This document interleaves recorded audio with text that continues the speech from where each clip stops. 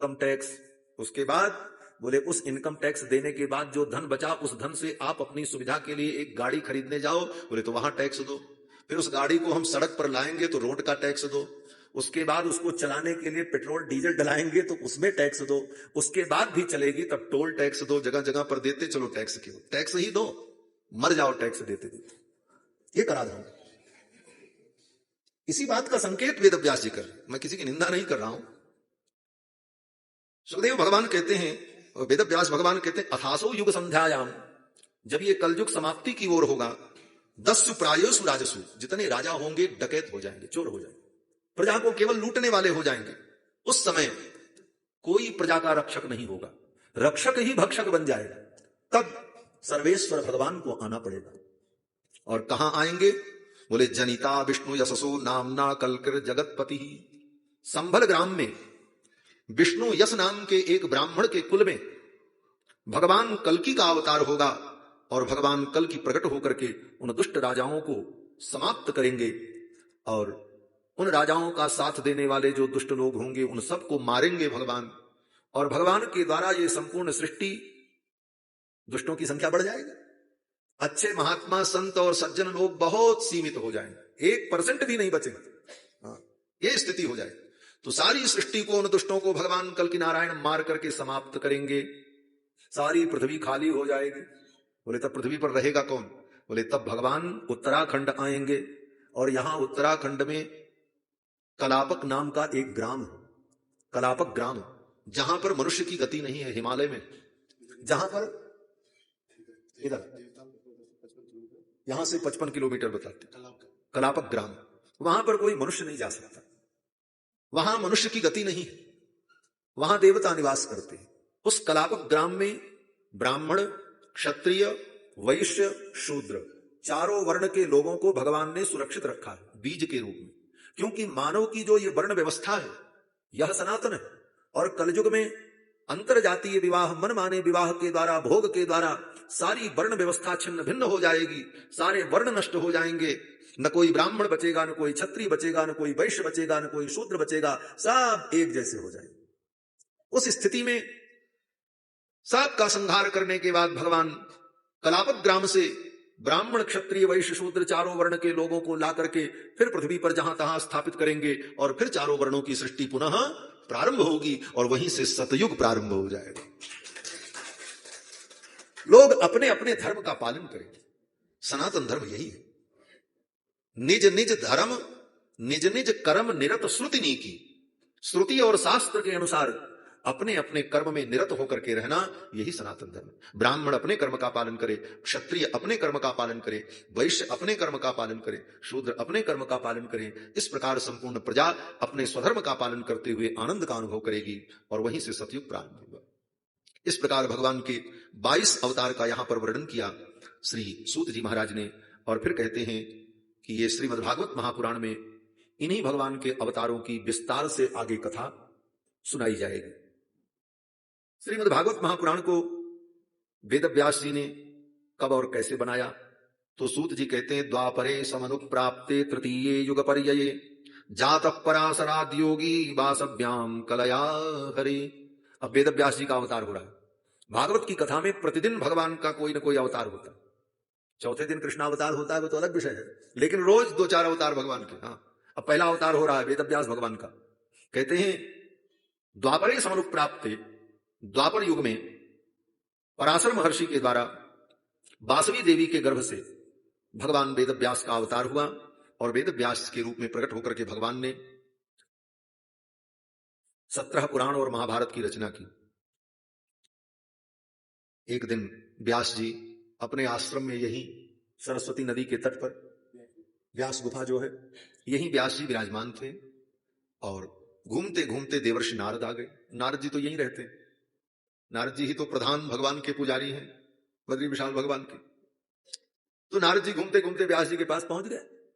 देखा व्यास जी सरस्वती नदी के तट पर बैठे हैं और बड़े चिंतित। नारद जी ने पूछा, व्यास जी आप इतने चिंतित क्यों? तो व्यास जी ने कहा, देवर्षि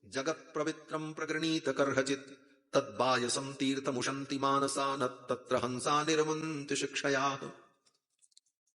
हे व्यास जी, कोई व्यक्ति कितना भी बढ़िया ग्रंथ बनावे, उसमें खूब साहित्य हो, कला हो, अलंकार हो, शब्दों की योजना सुंदर हो, वाक्य सुंदर हो, लेकिन जगत पवित्रम प्रगृणीत करहचित न यशो हरेर हरेर यशो, भगवान हरि के चरित्र से युक्त अगर वो नहीं है तो कितना भी बढ़िया ग्रंथ क्यों न हो, तद्बायसम तीर्थ मुशंति मानसा, उसको क्या कहते हैं? बोले उसको बायस तीर्थ कहते हैं। बायस तीर्थ माने वो ऐसा सरोवर है जिसमें कौवा नहाएगा, हंस नहीं नहाएगा। बायस माने कौवा। कौवा कहां नहाता है? बोले कौवा कोई मान सरोवर में नहाने थोड़ी जाता है, वो तो नदी के किनारे अथवा किसी गड्ढे में पानी हो अथवा किसी तालाब में पानी हो, कचड़ा हो, पानी बरसात का पानी बटुर जाए, उसी में वो पंख भिगो लेता है। लेकिन हंस, बोले हंस तो मान सरोवर में स्नान करते, इसलिए हंस लोग डुबकी लगावे, ऐसा कोई ग्रंथ आपने नहीं बनाया। न तद्वाग विसर्गो जनताघ विप्लवो यस्मिन् प्रतिश्लोकमबद्धवत्यपि नामान्यनन्तस्य यशोंकितानि यत् शृण्वन्ति गायन्ति गृह्णन्ति साधवः। हे व्यास जी, अगर कोई ऐसा ग्रंथ हो जिस ग्रंथ में व्याकरणगत अशुद्धियां हो, ध्यान से सुनना, नारद जी कह रहे, ऐसा ग्रंथ हो जिसमें व्याकरणगत अशुद्धि हो, साहित्य के गुण न हो, अलंकार न हो, शब्दों की योजना भी सुंदर न हो, लेकिन भगवान की महिमा और भगवान के नाम से युक्त अगर ग्रंथ है तो बड़े बड़े विद्वान और बड़े बड़े परमहंस उस ग्रंथ का आदर करते हैं और उस ग्रंथ में वो डुबकी लगाते हैं, उस रस का वो आस्वादन करते हैं। तो परमहंसों के लिए तो आपने कुछ नहीं बनाया। व्यास जी ने कहा भगवान की महिमा का वर्णन मैं कैसे करूं परमहंसों के लिए?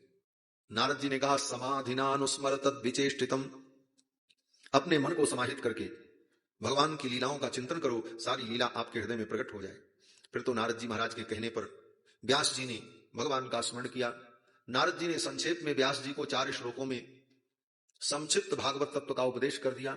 नारद जी चले गए और फिर व्यास जी ने भगवान का ध्यान किया और उनके ध्यान में भगवान की समस्त कथाएं, भगवान की समस्त लीलाएं प्रकट हो गईं और फिर व्यास जी ने उनको लिखना शुरू किया और लिख करके 18,000 श्लोकों में ये श्रीमद् भागवत ग्रंथ बना करके रख दिया।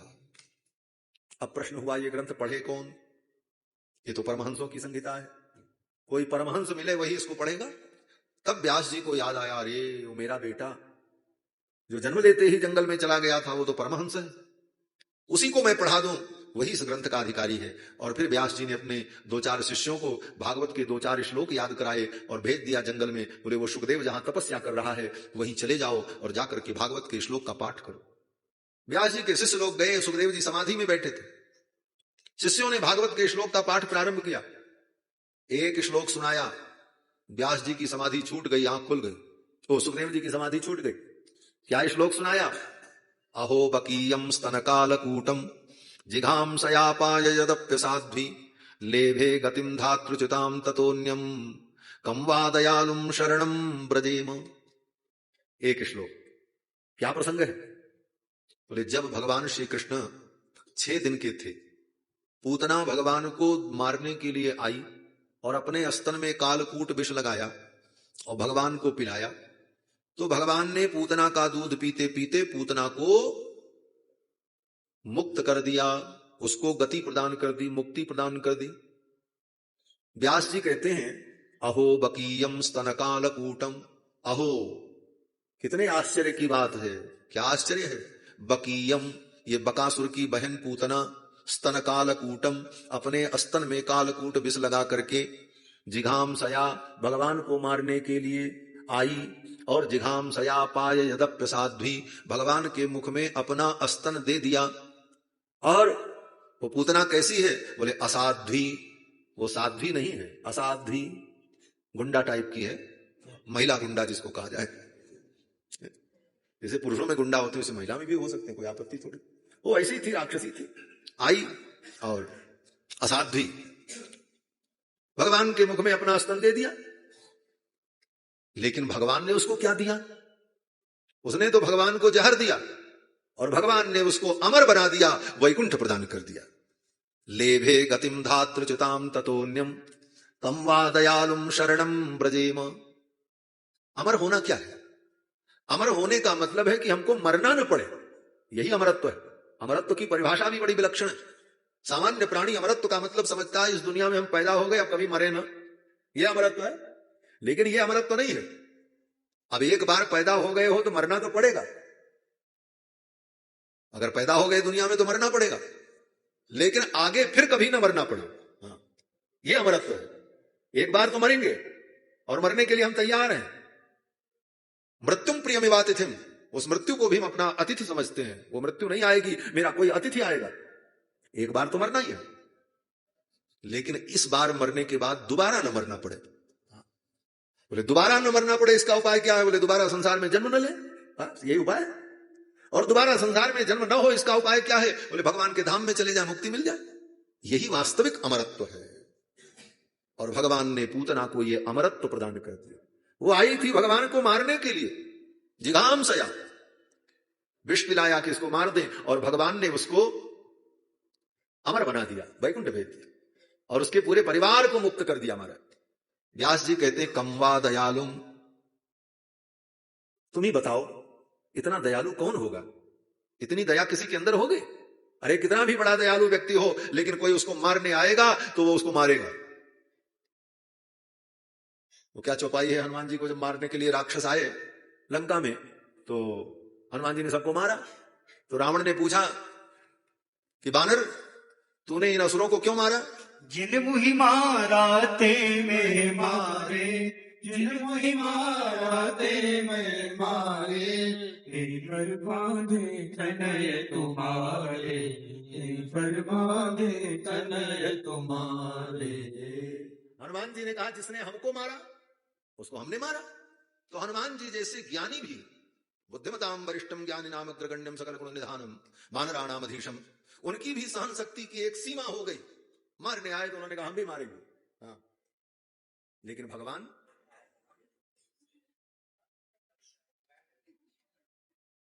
भूकंप आ गया क्या? बोलो श्री सीता रामचंद्र भगवान की जय। लेकिन भगवान कितने दयालु हैं। पूतना भगवान को मारने आई, लेकिन भगवान ने उस पर करुणा की और भगवान ने उसको परम गति प्रदान कर दिया। अब ये सुन करके सुखदेव जी की समाधि छूट गई। अरे जिस ब्रह्म का हम ध्यान करते हैं वो ब्रह्म परमात्मा इतना दयालु भी है, उसके अंदर करुणा भी है। हम तो यही जानते थे कि ब्रह्म निर्गुण है, उसमें कोई गुण ही नहीं है। लोग कहते हैं ना कि ब्रह्म तो निर्गुण है, और निर्गुण का मतलब जिसमें कोई गुण ना हो। दया करुणा ये सब गुण है। अगर ये सारे गुण आ जाएंगे तो निर्गुण कैसे रहेगा? सुखदेव जी ने समाधि छोड़ दी। वो उसके अंदर तो गुण है, वो करुणा वरुणालय है, वो दया का सागर है।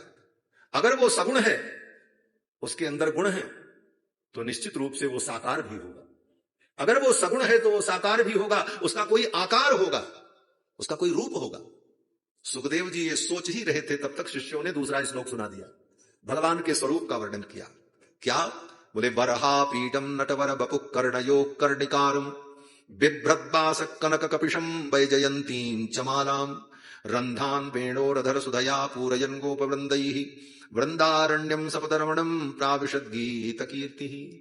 भगवान के उस स्वरूप का वर्णन किया जब भगवान वृंदावन में 10 वर्ष के और गायों के पीछे पीछे चलते हुए गायों को चराने के लिए जा रहे हैं।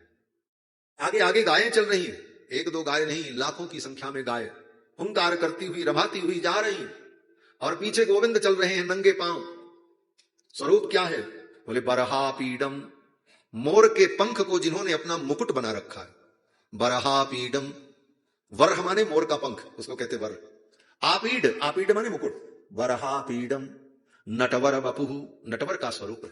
कर्णयो कर्णिकारम, कानों में कनेर पुष्प का कुंडल धारण कर रखा है। देखो वृंदावन के जो ठाकुर हैं कृष्ण, इनका श्रृंगार बड़ा सहज है। जो वस्तुएं आसपास दिख जाती हैं उन्हीं से ठाकुर का श्रृंगार हो जाता है। मुकुट के लिए किसी सोनार के यहां जाकर के सोने का मुकुट बना करके उसमें हीरे पन्ने जड़ाए जाएं, ऐसे मुकुट की कृष्ण को जरूरत नहीं पड़ती। बढ़िया पीतांबर को लेकर के पगड़ी बनाई और मोर का पंख कहीं मिल गया, उसी को लेके लगा लिया, बन गया मुकुट, हो गया।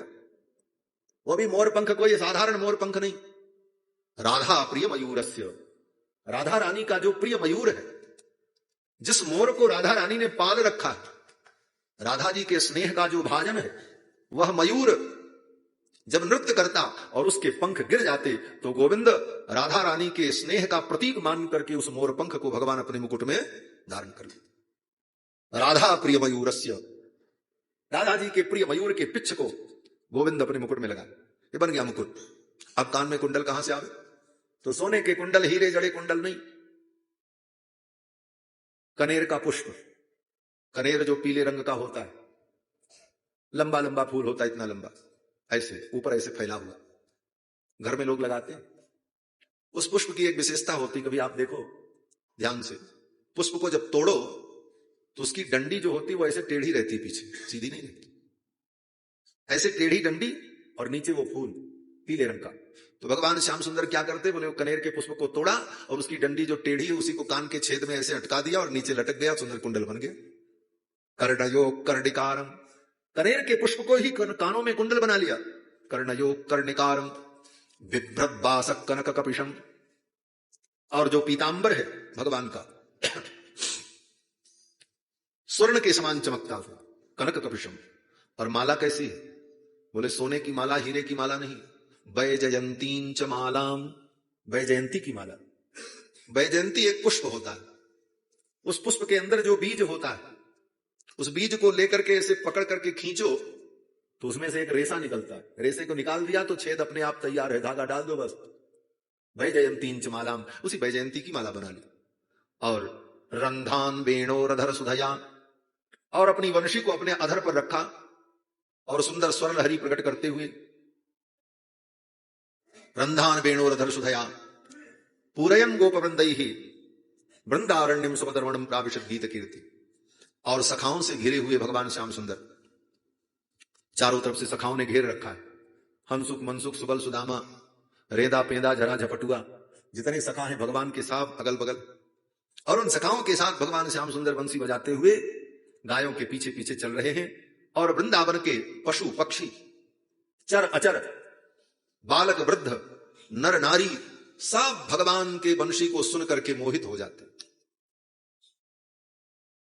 इति वेणु रवम राजन सर्वभूत मनोहर, ये भगवान की जो झांकी है, इस झांकी का जब वर्णन किया, भगवान के स्वरूप का वर्णन, सुखदेव जी उठ करके खड़े हो गए और आकर के उन शिष्यों से कहा और सुनाओ। व्यास जी के शिष्यों ने कहा आगे हमको नहीं मालूम, और सुनना है तो गुरु जी के पास चलो। ये तो टेलर था, पूरा देखना है, पूरी पिक्चर देखनी है तो चलो वहां। सुखदेव जी ने कहा चलो, समाधि छोड़ करके चले आए।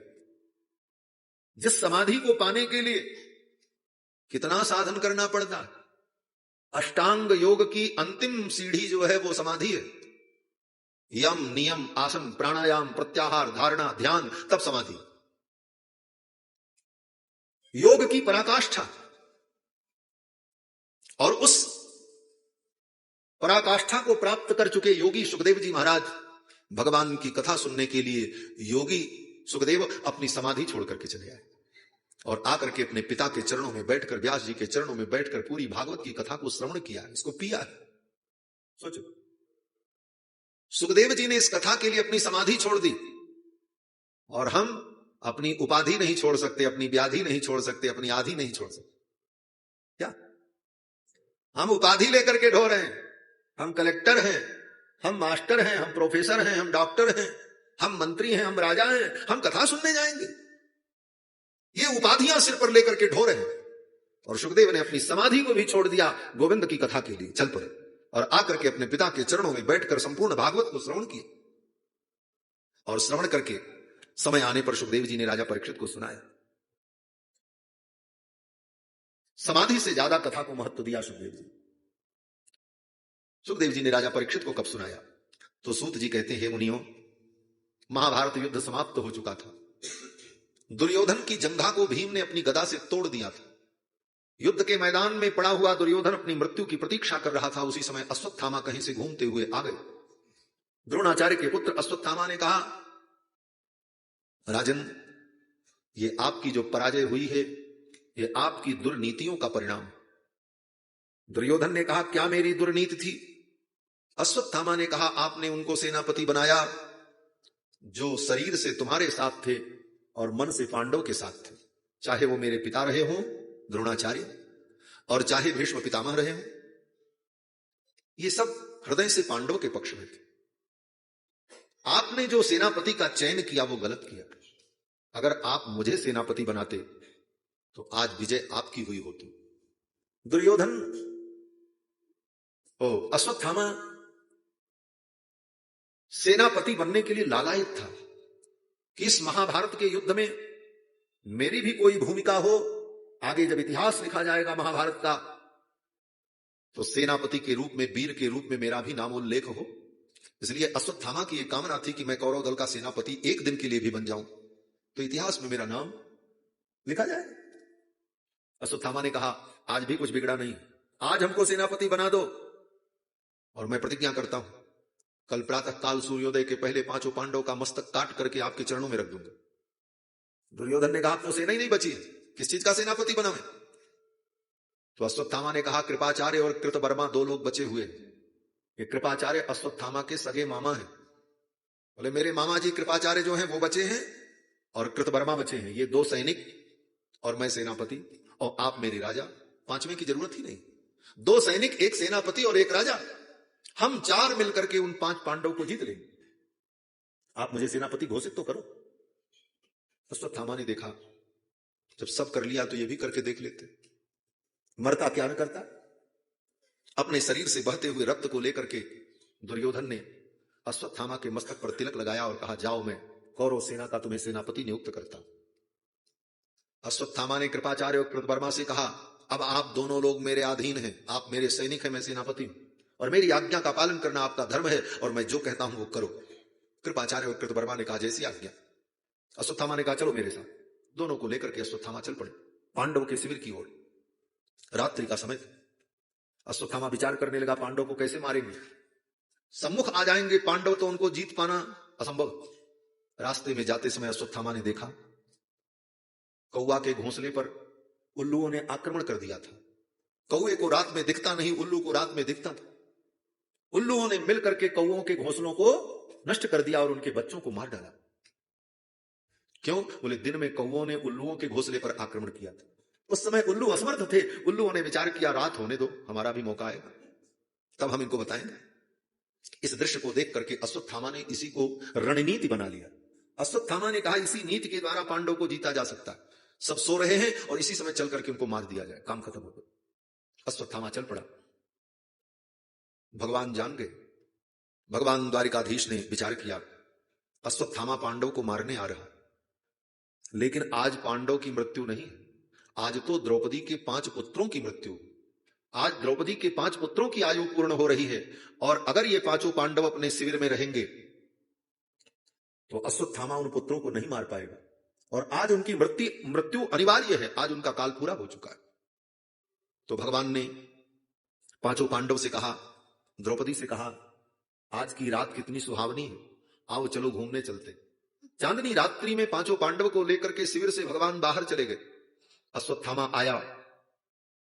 अश्वत्थामा ने कृपाचार्य और कृतवर्मा से कहा द्वार पर खड़े रहो, शिविर से निकल करके कोई भागने न पावे, भागने का प्रयास करे तो तुम दोनों ने मार देना और मैं भीतर जा रहा हूं। अश्वत्थामा भीतर गया। द्रौपदी के 5 पुत्र सोए थे बिस्तर पर। अश्वत्थामा ने समझा ये 5 पांडव। द्रौपदी के 5 पुत्रों के सिर को अश्वत्थामा ने काट लिया और काट करके एक कपड़े में बांध लिया और धड़ वहीं छोड़ दिया। लोग जो वहां सेवा करने वाले सैनिक थे वो भागने लगे। कृपाचार्य और कृतवर्मा ने दोनों ने अपने तलवार से उन सबको मृत्यु के घाट उतार दिया। अश्वत्थामा द्रौपदी के 5 पुत्रों के सिर को लेकर के आया, दुर्योधन के सामने रख दिया। बोले लो 5 पांडव का मस्तक मैं लेकर के आया हूं। दुर्योधन उठ करके बैठ गया। बोले 5 पांडव के मस्तक? बोले हां। दुर्योधन ने कहा खोलो खोलो, मैं देखना चाहता हूं। दुर्योधन ने कहा इसमें से भीम का मस्तक कहां है, मुझे दिखाओ, मैं देखना चाहता हूं। उन 5 मस्तकों में जब भीम का मस्तक ढूंढने लगे तो कहीं नहीं मिला। दुर्योधन ने अपने मस्तक की मणि को, अपने मुकुट की मणि को निकालकर उस मणि के प्रकाश में एक एक सिर को उठा उठा करके देखने लगा। भीम का सिर नहीं दिखा, अर्जुन का नहीं दिखा, नकुल सहदेव का नहीं दिखा, युधिष्ठिर का नहीं दिखा। दुर्योधन ने कहा, अरे आचार्य पुत्र, आपने इन बालकों की हत्या की, ये हमारे कौरव वंश के बीज थे, आगे चल करके यही हमारे पुरखों का पिंडदान करते थे, इनको भी तुमने मार दिया। आज दुर्योधन को बड़ा दुख हुआ है। द्रौपदी के 5 पुत्रों के मरने पर दुर्योधन बहुत दुखी हुआ। तुमने तो मेरा वंश ही नष्ट कर दिया। इधर तो ये सब हुआ। उधर द्रौपदी जब शिविर में आई, पांडव आए, द्रौपदी ने देखा 5 पुत्र के धड़ पड़े हैं, सिर गायब। द्रौपदी चीत्कार करके रोने लगी। अर्जुन ने द्रौपदी को संभाला। कल्पना करो, जिस मां के 5 पुत्र एक दिन ही मार दिए जाएं और सिर गायब हो जाए, केवल धड़ पड़ा, और मां अपनी आंखों से देखे, कितना करुण दृश्य होगा। और उससे भी बड़ी बात, भगवान कृष्ण बगल में खड़े हैं। उसके बाद आज हमारे आपके जीवन में छोटी मोटी दुर्घटना हो जाती है तो हम भगवान को दोष देने लगते हैं। हमने इतनी भक्ति की, इतनी कथा सुनी, और मेरे साथ भगवान ने ये किया। और जिसके साथ भगवान 24 घंटे थे, हर क्षण थे, उन द्रौपदी की और पांडव की कर्म की गति क्या थी। देखो, ये कर्म की गति को कोई नहीं मिटा सकता, भगवान भी नहीं मिटा सकता। भगवान साथ में रह करके तुम्हारा साथ देंगे, तुम्हें बल देंगे, तुम्हें बुद्धि देंगे, तुम्हें विवेक देंगे, तुम्हारी सहायता भी करेंगे, लेकिन तुम्हारे प्रारब्ध के लेख को नहीं बदलेंगे। कर्म का विधान तो भोगना ही पड़ेगा। द्रौपदी के 5 पुत्र जब मारे गए तो अर्जुन ने कहा, यह कांड अश्वत्थामा ने किया है और मैं अश्वत्थामा को किसी भी प्रकार पकड़ करके लाऊंगा। अर्जुन चल पड़े, भगवान भी साथ गए, अश्वत्थामा को निगृहित किया। बड़ी लंबी कथा है। युद्ध हुआ, ब्रह्मास्त्र चला। अंत में भगवान के कहने पर अर्जुन ने दोनों ब्रह्मास्त्रों का समन किया और अश्वत्थामा को बांध करके रस्सी के द्वारा रथ के पिछले हिस्से में रख करके अर्जुन लेकर के आए और द्रौपदी के सामने खड़ा कर दिया और कहा, यही वो हत्यारा है जिसने तुम्हारे 5 पुत्रों को मारा है। द्रौपदी ने जब अश्वत्थामा को देखा, जिसने द्रौपदी के 5 पुत्रों को मारा है, उस हत्यारे अश्वत्थामा को देखकर द्रौपदी का रोना बंद हो गया। द्रौपदी ने तुरंत अपने आंचल से अपने आंसुओं को पोंछा और कांपते हुए अपने हाथ को जोड़कर अश्वत्थामा को प्रणाम किया। यह धर्म की निष्ठा है। जिस पुत्र ने और जिस व्यक्ति ने 5 पुत्रों की हत्या की, उस अश्वत्थामा को द्रौपदी प्रणाम कर रही और प्रणाम करते हुए कह रही हैं अर्जुन से, आर्यपुत्र, आपने इनको क्यों बांध रखा है? इनको खोल दो। क्यों? द्रौपदी कहती है, मुच्यता मेष ब्राह्मणो नितराम गुरु। इनको छोड़ दो, ये ब्राह्मण है। धर्म की ये निष्ठा, ब्राह्मण पूजनीय है, वंदनीय है, ये निष्ठा है द्रौपदी की। द्रौपदी कहती इनको छोड़ दो। अर्जुन ने कहा, इसने आपके 5 पुत्रों को मारा है। द्रौपदी ये नहीं सुनती। द्रौपदी कहती है, अर्जुन, इनके पिता ने आपको समस्त विद्याएं दी हैं, इसको तुम भूल गए? द्रौपदी ने कहा, अस्त्रग्रामश्च भवता शिक्षितो यदनुग्रहात्। जिनके अनुग्रह से, जिनकी कृपा से समस्त विद्याओं को आपने प्राप्त किया और महाभारत युद्ध में सर्वश्रेष्ठ योद्धा के रूप में आप प्रतिष्ठित हुए, उन समस्त विद्याओं को देने वाले आपके आचार्य द्रोणाचार्य कहां हैं? अर्जुन ने कहा, द्रोणाचार्य हमारे गुरुदेव जो थे वो महाभारत युद्ध में वीर गति को प्राप्त हो गए। द्रौपदी ने कहा, क्या आपने यही शास्त्र पढ़ा है? अर्जुन चुप हो गए। द्रौपदी ने कहा, आपके गुरुदेव आचार्य द्रोणाचार्य कहीं गए नहीं, सयेष भगवान द्रोण प्रजा रूपेण वर्तते। आपके आचार्य द्रोणाचार्य पुत्र के रूप में, अश्वत्थामा के रूप में आपके सामने खड़े हैं, इनको प्रणाम करो। ये गुरु के पुत्र, आचार्य के समान आदरणीय। आत्मा वै जायते पुत्रः, ये वेद का सिद्धांत है। आत्मा ही पुत्र के रूप में होती है, इसलिए गुरु के पुत्र में भी गुरु के समान ही निष्ठा रखनी चाहिए। क्या आपने ये शास्त्र नहीं पढ़ा? अर्जुन तो चुप हो गए। द्रौपदी ने कहा, इन्हें छोड़ दो। अगर इनको कुछ हो गया तो इनकी मां जो कृपी है, कृपाचार्य की बहन कृपी, वो रोएंगी, वो दुखी होंगी, इसलिए इनको छोड़ दो। मां रोदी दस्य जननी गौतमी पति देवता, इन्हें छोड़ दो।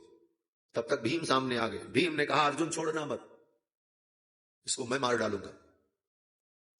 भीम ने कहा, अर्जुन छोड़ना मत, मैं इसे मारूंगा। द्रौपदी सामने आ गई। द्रौपदी ने कहा मैं मारने नहीं दूंगी, इन्हें छोड़ दो, ये गुरु के पुत्र है, ब्राह्मण है, ब्राह्मण को नहीं मारना चाहिए। भगवान इस लीला को देख रहे हैं और खड़े, कभी भीम की ओर देखते, कभी द्रौपदी की ओर देखते। दोनों अपने बात पर अडिग थे। भीम ने कहा मैं मारूंगा, द्रौपदी ने कहा मैं मारने नहीं दूंगी। भगवान ने देखा कहीं ये दोनों आपस में न झगड़ जाए। वेदव्यास जी लिखते हैं कि निशम्य भीम गदितम, भीम के वचन को सुनकर, द्रौपद्याश्च, और द्रौपदी के वचन को सुनकर, निशम्य भीम गदितम द्रौपद्याश्च चतुर्भुजः, उसी समय भगवान चतुर्भुज हो गए। भगवान कृष्ण की 2 भुजाएं थी, लेकिन उस समय भगवान ने चतुर्भुज रूप धारण कर लिया, 4 भुजाएं हो गई। चतुर्भुज रूप प्रकट हो गया भगवान का। क्यों प्रकट हो गया? अश्वत्थामा को मारने के लिए? कहते नहीं नहीं, भगवान ने सोचा कहीं ये भीम और द्रौपदी दोनों आपस में न झगड़ जाएं, इसलिए भगवान की 4 भुजाएं प्रकट हो गई। 2 भुजाओं से भगवान ने भीम को पकड़ा और 2 भुजाओं से द्रौपदी को पकड़ करके दोनों को अलग किया भगवान। निशम्य भीम गदितम द्रौपद्याश्च चतुर्भुजः आलोक्य वदनम सख्युर इदमाह हसन्निव, हंसते हुए भगवान ने अर्जुन से कहा, अर्जुन द्रौपदी जो कहती हैं ठीक कहती है, ब्राह्मण का वध नहीं करना चाहिए, और भीम जो कहते हैं ये भी ठीक कहते हैं, आतताई को मार देना चाहिए, ये आतताई। दोनों अपनी अपनी जगह पर सही हैं, लेकिन अर्जुन ये दोनों बातें जो कह रहे हैं, भीम जो कह रहे हैं और द्रौपदी जो कह रहे हैं, इन दोनों बातों को शास्त्र में मैंने ही कहा है, ये मेरा ही वचन है। क्या वचन है भगवान का? भगवान कहते हैं ब्रह्म बंधुर नहंतव्य, ब्राह्मण को मारना नहीं चाहिए, और आतताई बधारहण, आतताई को मार देना चाहिए। मयैव उभयाम नातम, भगवान कहते हैं ये दोनों वचन मेरे द्वारा ही कहे गए हैं शास्त्र में। अर्जुन आज तुम्हें निर्णय करना, मेरे दोनों वचन सार्थक हो जाए, भीम जो कह रहे हैं वो भी सत्य हो और द्रौपदी जो कह रही वो भी सत्य, क्योंकि दोनों वचन मेरे। और आज संजोग ऐसा है कि ये आतताई भी है और ब्राह्मण भी है,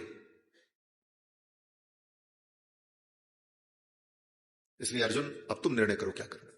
तब अर्जुन ने विचार किया कि ब्राह्मण का अपमान हो जाए यही उसके लिए मृत्यु के तुल्य है, तो इस अश्वत्थामा का मैं अपमान कर दूं तो ये इसके लिए मृत्यु के समान हो जाएगा, और इसके जीवन को मैं छोड़ दूं क्योंकि ब्राह्मण है, शरीर से इसकी हत्या न हो। ऐसा सोच करके अर्जुन ने अश्वत्थामा के मस्तक की मणि को निकाल लिया। अश्वत्थामा तेजहीन हो गया। ये मणि को निकाल करके अश्वत्थामा को तेजहीन कर दिया, यही मृत्युदंड था, और उसे जीवन दान दे दिया। शारीरिक मृत्युदंड नहीं दिया गया क्योंकि वो ब्राह्मण था, इसलिए द्रौपदी के वचन भी सार्थक हो गए। अश्वत्थामा को भगा दिया। इधर 5 पुत्रों का अंतिम संस्कार हुआ, द्रौपदी रोती रही। अभी ये घटना खत्म ही नहीं हुई, शांत नहीं हुई, तब तक दूसरी घटना हो गई। अश्वत्थामा ने क्या किया? आगे जाने के बाद अश्वत्थामा ने विचार किया कि मैंने संकल्प किया था कि पांडवों के वंश को, कौरव वंश को मैं पृथ्वी पर समाप्त कर दूंगा, तो अब ऐसे तो समाप्त हो नहीं सकता, 5 पांडवों को मारने के लिए मुझे कुछ करना होगा। और अश्वत्थामा ने ब्रह्मास्त्र का अनुसंधान करके पांडव के ऊपर छोड़ दिए और छोड़ करके भागने लगा उत्तराखंड की ओर। भागता हुआ अश्वत्थामा जा रहा था, वेदव्यास जी मिल गए। वेदव्यास जी ने कहा, अश्वत्थामा कहां जा रहे हो? बोले मैंने ब्रह्मास्त्र छोड़ दिया है पांडव के ऊपर, और इसका प्रतिकार कोई कर नहीं सकता, लेकिन पांडव के मर जाने पर कृष्ण मुझे छोड़ेंगे नहीं, इसलिए मैं भाग रहा हूं। वेदव्यास जी ने कहा, कहां जाओगे भाग के? ब्रह्मांड में कौन सा कोना होगा जहां कृष्ण नहीं पहुंच सकते? और कृष्ण के सुदर्शन चक्र के तेज से क्या तुम बच पाओगे? इसलिए दुस्साहस तुमने क्यों किया? अश्वत्थामा ने कहा, मैंने तो ब्रह्मास्त्र चला दिया है। वेदव्यास जी ने कहा, तो फिर तुम अपनी मृत्यु की भी तैयारी कर लो। तुम चिरंजीवी हो, लेकिन तुम्हारी आयु अब समाप्त हो चुकी है, क्योंकि तुमने भगवान के भक्तों का अनिष्ट करने का संकल्प किया है। पांडव भगवान के प्राण हैं, और भगवान के प्राण पर तुमने ब्रह्मास्त्र चलाया है, अब तुम्हारे प्राण नहीं रहेंगे, तुम कहीं भाग करके बच नहीं पाओगे। अश्वत्थामा ने व्यास जी से कहा, मैं क्या करूं? व्यास जी ने कहा, अभी भी समय है, अपने संकल्प को बदल दो, हाथ में जल लो, संकल्प करो, मैंने जो ब्रह्मास्त्र भेजा है वो पांडवों के ऊपर न जाकर के कहीं किसी और के ऊपर चला जाए, और जाकर के वो ब्रह्मास्त्र सार्थक हो जाए, पांडव बच जाए। अश्वत्थामा ने संकल्प किया, और क्या संकल्प किया? बोले उससे भी भयानक संकल्प कर लिया। अभिमन्यु की विधवा पत्नी उत्तरा गर्भवती थी, गर्भ में बालक था, इसलिए अभिमन्यु के मरने पर वो सती नहीं हुई, क्योंकि गर्भ में बालक था। गर्भवती स्त्री को सती होने का शास्त्र में आदेश नहीं। अश्वत्थामा ने उस ब्रह्मास्त्र को अभिमन्यु की विधवा पत्नी के गर्भ पर भेज दिया, बोले वो गर्भ नष्ट हो जाए, क्योंकि पांडव के पांचों पुत्र, द्रौपदी के पांचों पुत्र पहले ही मारे जा चुके, भीम के पुत्र भी महाभारत युद्ध में मारे जा चुके, पौत्र भी मारे जा चुके हैं बर्बरी, अर्जुन के जो पुत्र थे सुभद्रा के गर्भ से प्रकट हुए थे अभिमन्यु, वो भी महाभारत युद्ध में मारे जा चुके। अब इनके सारे पुत्र मारे जा चुके हैं, आगे वंश समाप्त हो जाएगा, वही गर्भ का एक बालक बचा है, वो भी मर जाए। ब्रह्मास्त्र को छोड़ दिया। ब्रह्मास्त्र आया उत्तरा के गर्भ पर। उस समय भगवान कृष्ण द्वारिका जाने की तैयारी कर रहे। ज्यों ही रथ पर बैठने चले भगवान कृष्ण, तब तक उत्तरा के गर्भ में भयंकर पीड़ा। अभिमन्यु की विधवा पत्नी उत्तरा दौड़ पड़ी और आकर के कृष्ण के चरणों को पकड़ लिया। इस दुख की घड़ी में उत्तरा ने अपने ससुर अर्जुन से नहीं कहा कि मुझे बचाओ, धर्मराज युधिष्ठिर से प्रार्थना नहीं की, भीम से प्रार्थना नहीं। उत्तरा के पांचों ससुर 5 महावीर हैं, युधिष्ठिर, भीम, अर्जुन, नकुल, सहदेव। लेकिन उत्तरा ने सोचा भले ये बहुत बड़े वीर हैं, लेकिन इन्होंने जो विजय प्राप्त की है वो कृष्ण की कृपा से ही प्राप्त किया, इसलिए कृष्ण की शरण में जाने पर ही कल्याण होगा।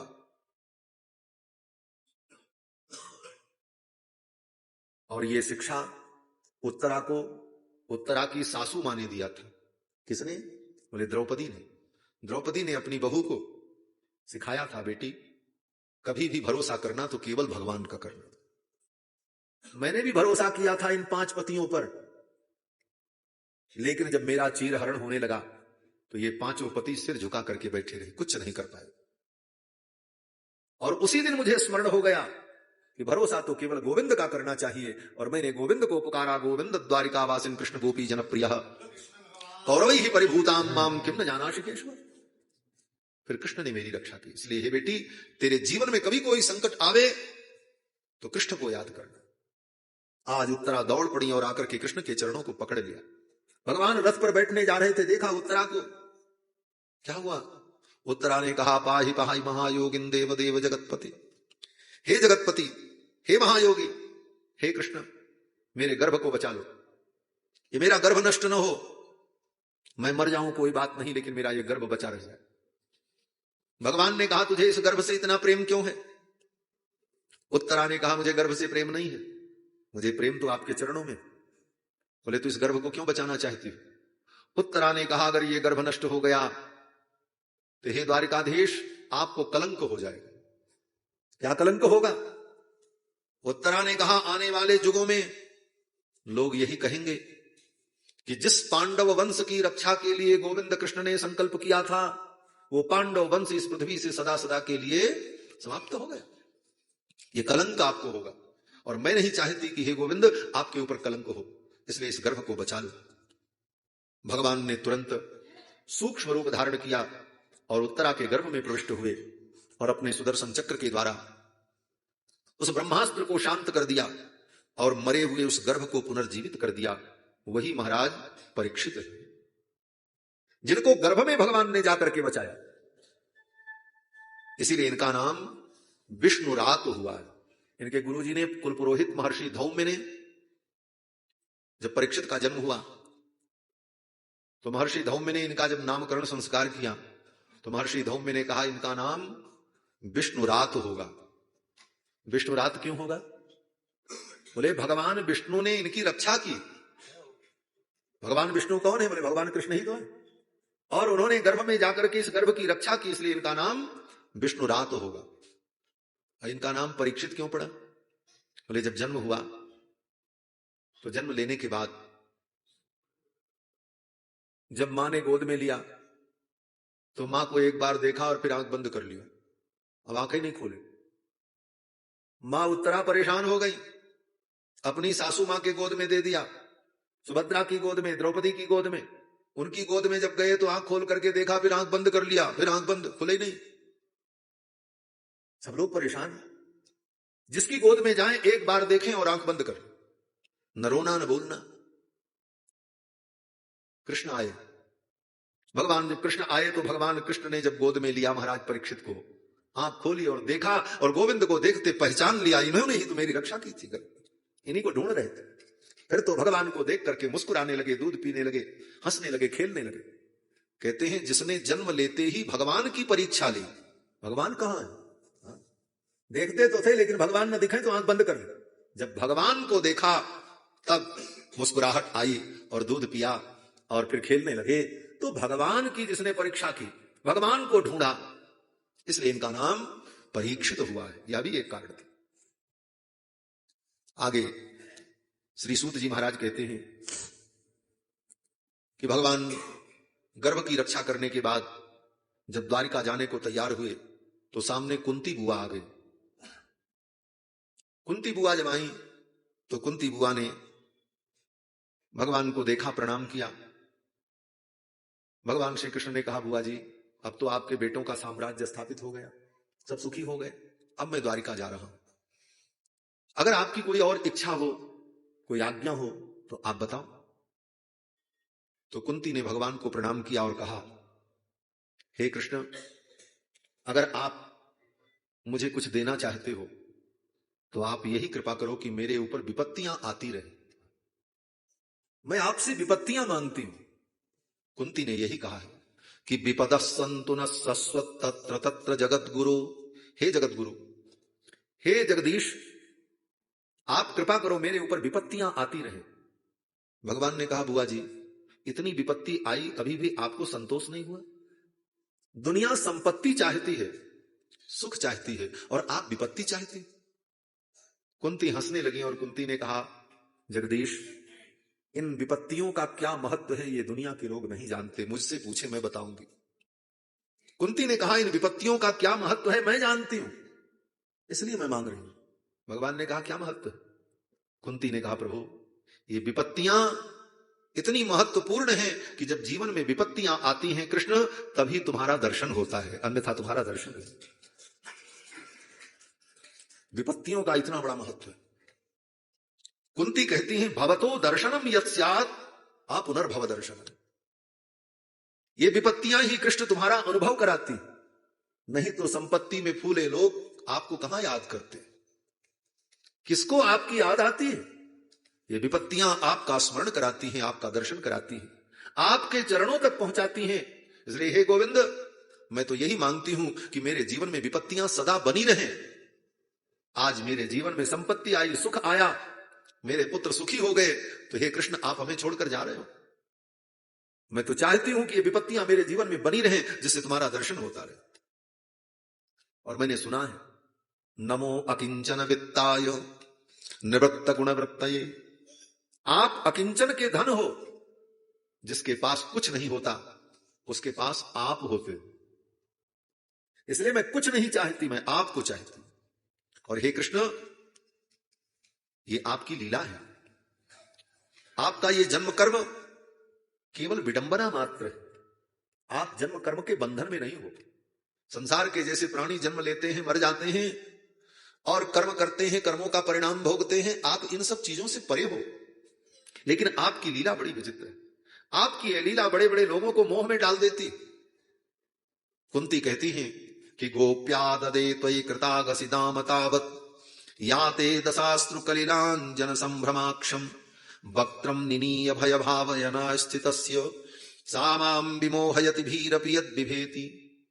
कृष्ण,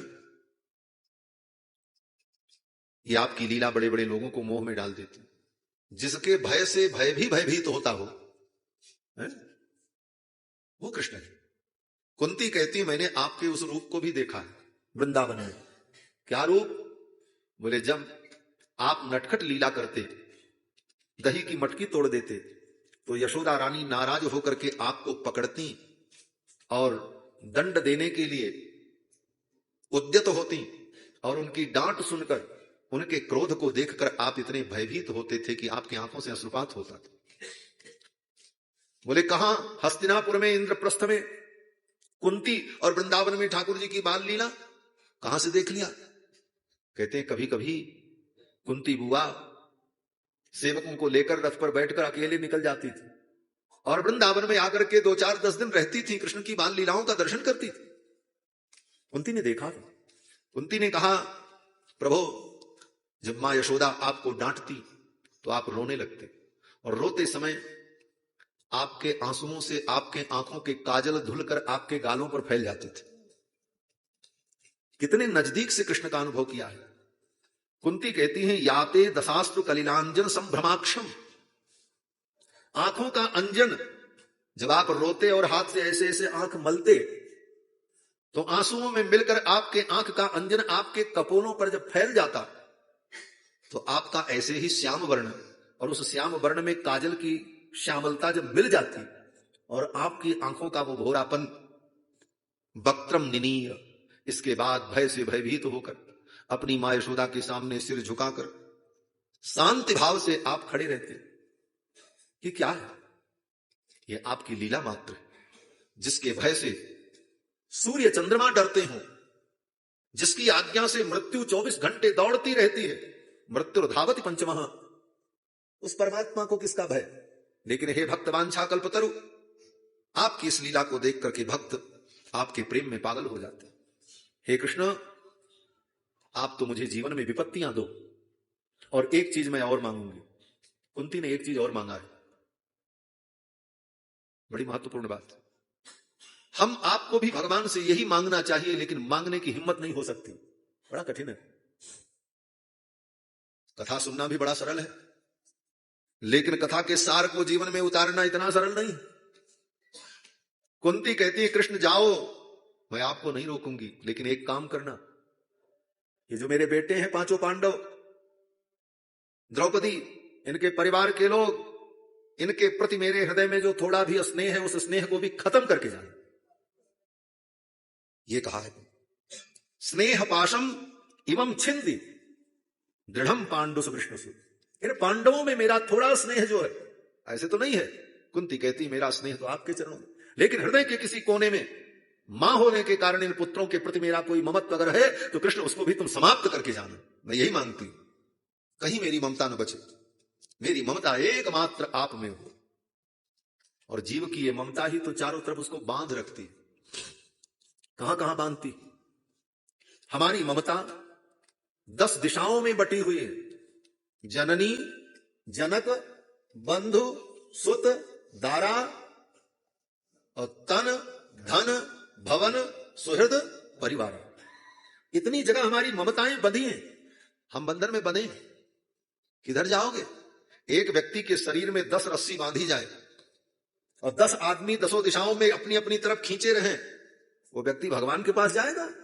कैसे जाएगा? वो कहेगा उधर नहीं जाने देंगे, वो अपनी तरफ खींचे, वो अपनी तरफ खींचे, एक नहीं 10-10। ये सारे बंधन ममता के। गोस्वामी तुलसीदास जी कहते हैं, ये ममता की डोरी से जो तुम बंधे हो संसार में, इस डोरी को बटोरो और बटोर करके इसको गोविंद के चरणों में लगा दो। जननी जनक बंधु सुत दारा, तन धन भवन सुहृद परिवारा। जननी जनक बंधु सुत दारा, तन धन भवन सुहृद परिवारा। सबकी ममता ताग बटोरी, मम पद मन ही बांध पर डोरी। सबकी ममता ताग बटोरी, मम पद मन ही बांध पर डोरी। जननी ममता। ये ममता, संसार की ममता को भगवान से जोड़ दे। एक महात्मा कहते थे, देखो जो ममता संसार में पुत्र परिवार में है वो भगवान में हो जाए, बस कल्याण हो जाए। करना कुछ नहीं है, नया कुछ नहीं करना है, बस अपनी ममता की दिशा को बदलना है, बस। कैसे? एक महात्मा कहते थे, जिस चाबी से ताला बंद होता है उसी चाबी से ताला खुलता भी है, खोलने के लिए दूसरी चाबी नहीं होती। अंतर क्या है? बोले इधर की तरफ घुमाया तो ताला बंद, और इधर की तरफ घुमा दिया तो ताला खुल गया। ये हमारी ममता जो संसार के तरफ है, ये बंधन, और इसको घुमा दिया भगवान की तरफ कर दिया तो ताला खुल गया। करना तो इतना, बहुत ज्यादा समझने की जरूरत नहीं, बात थोड़ी सी। केवल अपनी ममता को भगवान में जोड़ देना। कुंती ने कहा, स्नेह पासम इमं छिंदी दृढ़म पांडुसु विष्णुसु त्वयि में अनन्य विषया मतिर मधुपते सकृत। और मेरी ये मति आप में लग जाए, यही कृष्ण, हे गोविंद यही आप कृपा करो, यही मैं चाहती हूं। भगवान ने कहा तथास्तु। भगवान द्वारिका पधार गए। द्वारिका में भगवान का बड़ा अद्भुत स्वागत हुआ।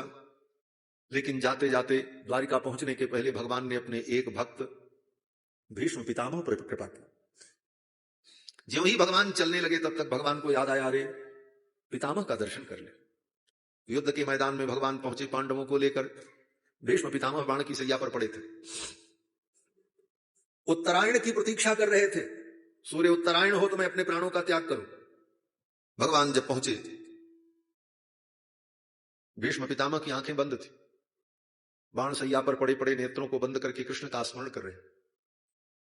अगल बगल लोग आते जाते थे, लेकिन कभी उनकी आंखें खुलती नहीं थी, आंखों को बंद किए रहते थे। कई दिनों से बाण सैया पर पड़े थे, सूर्य उत्तरायण की प्रतीक्षा कर रहे थे। लेकिन आज जब भगवान कृष्ण आ रहे हैं, भगवान के सन्निकट कृष्ण पहुंचे, उसके पहले ही पितामह ने अपनी आंखें खोल दी और सिर को हिलाने का प्रयास किया, कृष्ण किधर है? वे कैसे पता चल गया? बोले भगवान जब पितामह का दर्शन करने के लिए जा रहे हैं तो भगवान के गले में जो तुलसी की माला थी, कमल पुष्प की माला, उस कमल पुष्प की गंध और तुलसी की गंध और भगवान के श्री विग्रह की जो दिव्य गंध, वह गंध वायु के द्वारा प्रेरित होकर के भगवान के पहुंचने के पहले वो सुगंधी भीष्म पितामह के पास पहुंच गए। भीष्म पितामह ने अनुभव किया, अरे ये तो गोविंद की सुगंध है, ऐसी दिव्य गंध तो ब्रह्म में है, परमात्मा में है, क्या मेरे कृष्ण आ रहे हैं, मैं देखूं? पितामह ने इधर उधर देखने का प्रयास किया, लेकिन शरीर में सर्वत्र बाण चुभे थे। तब तक गोविंद कृष्ण पहुंच गए। देखा कृष्ण को, नेत्र तृप्त हो गए और श्री भीष्म पितामह ने बगल में खड़े हुए पांडवों की ओर देखा और कहा, युधिष्ठिर की ओर देखा और पितामह ने कहा कि यम मन्यसे मातुलेयम, युधिष्ठिर जिसको तुम अपने मामा का बेटा समझते हो, किसको? कृष्ण को। प्रियम, अर्जुन की ओर देखा और भीम की ओर देखा, भीम जिसको तुम अपना प्रिय समझते हो, अर्जुन की ओर देखा और कहा मित्रम, जिसको तुम अपना मित्र समझते हो। नकुल सहदेव की ओर देखा और कहा सुहृततमम, जिसको तुम अपना सुहृत समझते हो। जिन्होंने तुम्हारे प्रेम में सारथी बनकर के तुम्हारी सेवा की, ये कृष्ण कौन है जानते हो?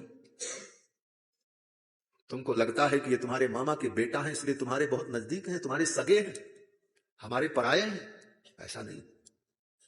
पितामह ने कहा सर्वात्मन समदृशो, ये सर्वात्मा है, ये सबकी आत्मा है। समदृशो, ये समदर्शी है। लीला भले ये करते हैं, लेकिन इनके अंदर भेद बुद्धि नहीं, ये समदर्शी। क्या प्रमाण है कि ये समदर्शी हैं? अगर समदर्शी होते तो पांडव के पक्ष से क्यों आते? किसी के पक्ष से ना आते, ना कौरव के पक्ष से, ना पांडव के पक्ष से। पितामह ने कहा ये समदर्शी है। और समदर्शित्व का प्रमाण क्या है? बोले प्रमाण यही है कि आज मेरे ऊपर कृपा करने के लिए स्वयं चल करके यहां आए। अगर ये समदर्शी न होते, अर्जुन तुमने तो इनकी सेवा की होगी, तुमने इनको सुंदर व्यंजन भोजन कराया होगा, तुमने इनको गले लगाया होगा, लेकिन मैं अभागा अपने इस शरीर से इनकी कोई सेवा नहीं कर सका। और तो और इनकी एक बात मैं नहीं मनवा सका, सामर्थ्य होते हुए, शक्ति होते हुए। इन्होंने मुझसे कहा पितामह आप इस महाभारत युद्ध को टाल सकते हो, दुर्योधन को डांट करके शांत कर दो, ये मामला समाप्त हो जाए, महाभारत न हो। पितामह कहते हैं मैं इनकी इस एक बात को नहीं मनवा सका, एक वाचिक सेवा भी मैं नहीं कर सका इनकी। और तो और महाभारत युद्ध में अपने बाणों से मैंने इनके शरीर को छलनी कर दिया। भीष्म पितामह ने भगवान को कितने बाण मारे थे। भीष्म पितामह के सम्मुख भगवान जब रथ लेकर के आए, पितामह ने कहा आज एक पांडव मरेगा और आज अर्जुन मेरे बाण से बच करके नहीं जा सकता। भीष्म पितामह के इस वचन को सुनकर के भगवान ने कहा ठीक। पितामह ने कहा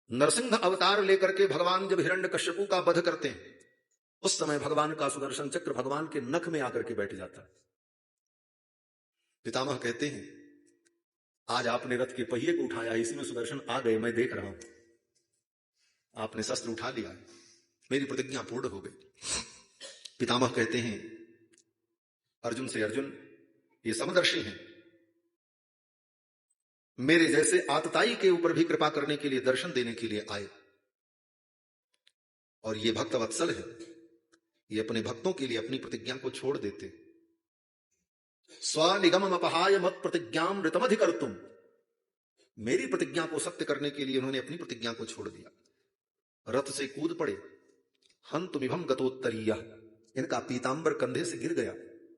पृथ्वी पर पीतांबर घिसट रहा था, अपने पीतांबर को संभालने की होश नहीं। पीतांबर गिर गया, मानो धरती भूदेवी भगवान के पीतांबर को खींच रही है, कृष्ण रुक जाओ। अगर कृष्ण आप भी अपनी प्रतिज्ञा को तोड़ दोगे तो संसार में कौन प्रतिज्ञा का पालन करे। लेकिन पृथ्वी के उस निवेदन को भी इन्होंने स्वीकार नहीं किया और मेरी प्रतिज्ञा को सत्य करने के लिए रथ का पहिया लेकर के दौड़ पड़े। स्वनिगम अपहाय मत प्रतिज्ञामृतमधिकर्तुम अवप्लुतो रथस्थः। इसलिए ऐसे भगवान श्री कृष्ण, मुकुंद में मेरी गति हो, मेरी मति हो, ये सब प्रार्थना भीष्म पितामह ने की। भीष्म पितामह कहते, प्रभु अब आप यहीं उतनी देर तक खड़े रहो। भगवान ने कहा, कब तक? पितामह ने कहा, जब तक मैं अपने प्राणों का त्याग न करूं। लोगों ने कहा, महाराज आप तो उत्तरायण की प्रतीक्षा कर रहे थे, सूर्य उत्तरायण हो जाए तब मैं अपने प्राणों का त्याग करूं।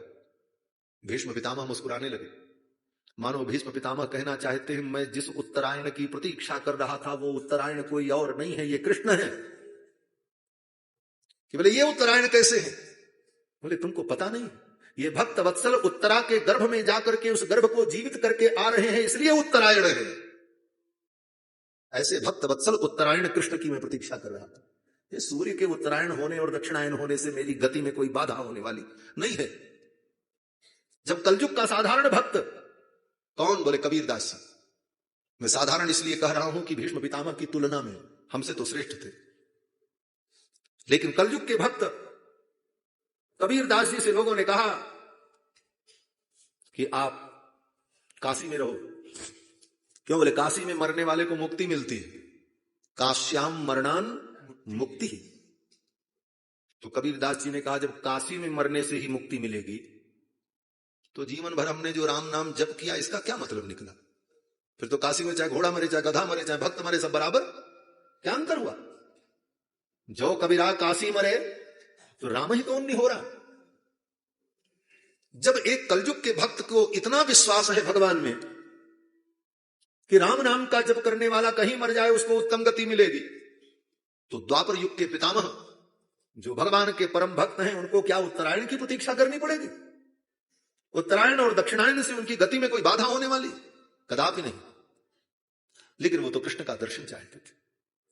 कृष्ण मेरे सम्मुख हो, मैं इन्हें देखता रहूं और अपने प्राणों का त्याग करूं। भगवान सामने खड़े हैं।